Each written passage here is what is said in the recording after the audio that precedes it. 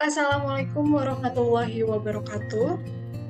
Perkenalkan, nama saya Adisti Dwi Andansari dengan NIM 1902420. Di sini saya akan memaparkan hasil penelitian dari tugas kelompok dengan tema Islam dan politik. Dengan mengangkat isu yaitu pandangan umat muslim mengenai hukum memilih pemimpinan muslim. Kepemimpinan non-muslim telah menjadi konsumsi publik khususnya di negara Indonesia. Persoalan terkait kepemimpinan non-muslim menjadi perdebatan dalam berbagai persepsi seseorang, baik yang setuju maupun yang tidak setuju jika dipimpin oleh non-muslim. Fenomena yang sering terjadi setiap kali adanya peristiwa pemilihan kepala daerah atau presiden di Indonesia, salah satu wacana yang sering muncul adalah mengenai kepemimpinan non-muslim di Indonesia yang mayoritas menganut agama Islam.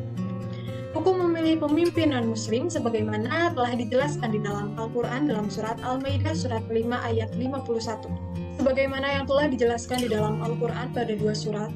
Untuk yang pertama surat Al-Imran ayat 28, yang artinya, janganlah orang-orang beriman menjadikan orang kafir sebagai pemimpin, melainkan orang-orang beriman.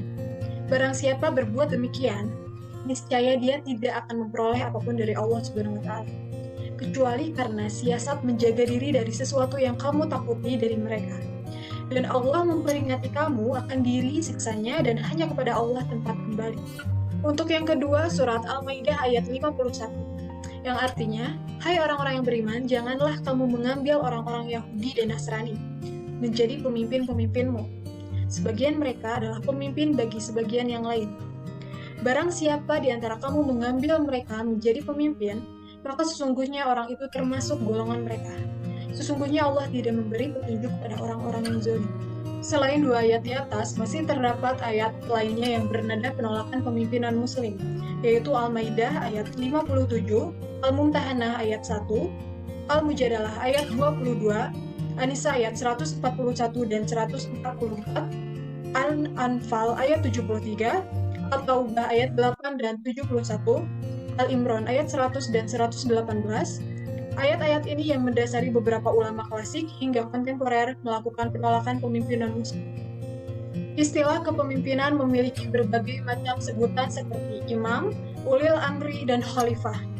Kepemimpinan atau imamah secara etimologi adalah bentuk masdar dari kata kerja atau amah, yang artinya mendahului mereka yaitu imamah. Sedangkan al-imam ialah setiap orang yang diikuti. Imam menurut bahasa ialah setiap orang yang dianut suatu kaum, baik mereka berada di jalan yang lurus atau sesat. Dalam surat Al-Furqan ayat 74, kata imam bermakna sebagai pemegang kepemimpinan besar atau yang disebut dengan imamah kubro, umat Islam. Imam tersebut dicalonkan oleh ahli al-hali wal aqdi dalam majelis syuro untuk memudahkan urusan negara dan manusia sesuai sistem Tuhan semesta alam.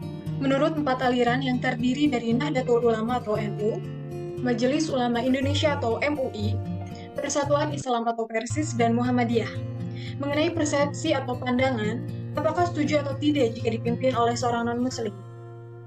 Untuk yang pertama, pandangan menurut aliran Nahdlatul Ulama, yang dilontarkan oleh Bapak Aang Muhammad Fauzi yang bunyinya, hukumnya tidak boleh karena dasar hukumnya lebih memperkuat.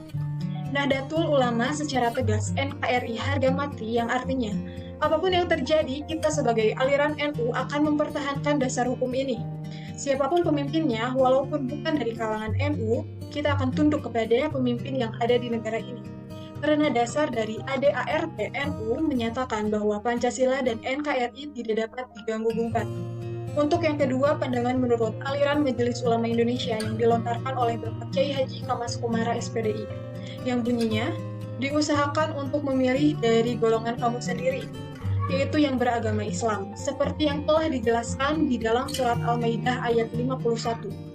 Tetapi negara Indonesia merupakan negara demokrasi serta sistem demokrasi ini adalah menjadikannya dia sebagai pemimpin apabila diperoleh suara terbanyak. Sedangkan demokrasi dalam Islam ialah bermusyawarah. Walaupun kita selaku umat Islam dipimpin oleh non-muslim, harus tetap taat dan tunduk pada kepemimpinannya tersebut. Dan untuk yang keempat atau terakhir, pandangan menurut aliran Muhammadiyah yang dilontarkan oleh Bapak Haji Dadang Setiawan yang bunyinya, Islam dengan politik tidak dapat dipisahkan, siapapun orangnya pasti berpolitik. Islam amat sangat peduli akan konsen terhadap politik. Politik menjadi alat yaitu amar ma'ruf nahi mungkar, serta jangan sampai orang kafir yang tidak seagama dengan kita dijadikannya pemimpin. Karena pemimpin itu tugasnya mengatur seluruh rakyat. Jika pemimpin tersebut berkeyakinan seperti kita, maka tidak akan bertentangan dengan umat kita. Oleh karena itu, Islam menjadi poin penting terhadap politik, sehingga ada yang dinamakan fikih siasah. Islam memberikan peringatan terkait jangan salah dalam memilih pemimpin. Mungkin sekian yang dapat saya sampaikan. Mohon maaf yang sebesar-besarnya apabila ada tutur kata yang kurang berkenan. Assalamualaikum warahmatullahi wabarakatuh.